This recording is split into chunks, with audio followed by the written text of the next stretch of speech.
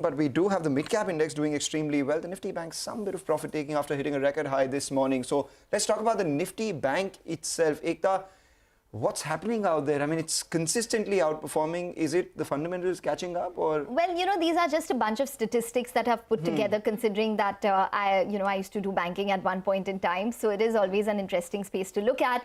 Now, in terms of the year-to-date movements, when it comes to the entire Nifty Bank or a couple of the Nifty Bank constituents, you can see the likes of HDFC Bank, ICICI, all of them are either close to their fresh 52-week highs or at those levels.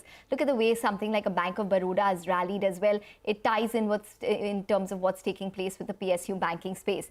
Well, to corroborate this, we have the price to book value, which is also expanded. If you look at it from the start of the year to the current prices on a price to book value, look at the likes of Kotak Mahindra Bank, even SBI, all of them have expanded. And remember that a couple of the private banks obviously lead, such as ICICI Bank as well as Kotak, in terms of the valuations. Now, a couple of triggers for the banking stocks: benign credit cost cycle, loan growth is strong, it's over 15% this year. Gross NPAs have improved to sub 5% on an average versus double-digit gross NPAs maybe in 2017-18. Net interest margins have seen an improvement on a Q-on-Q basis.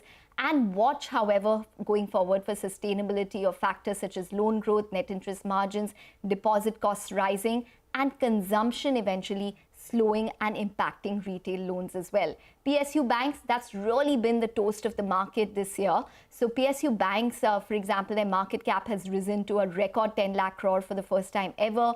Margins have expanded. Valuations in the PSU banking space are still not very expensive. If you can see, most of them are still not even 1 times on an FY24 price to book value. So that's the upside that you can see if you just compare the earlier sheet with the PSU banks and where they stand. But most of them are at fresh 52-week highs. The additional piece of news is that the government has raised the maximum tenure of PSU banks, MD and CEO, from 5 years to 10 years. So that gives them some kind of longevity to execute their plans as well. And hence you can see a lot of interest within this entire space. All right, take that point, Ekta. Thanks a lot for that. In fact, let's take that to Prakash Ghaba as well. Prakash, the Nifty Bank has been doing extremely well.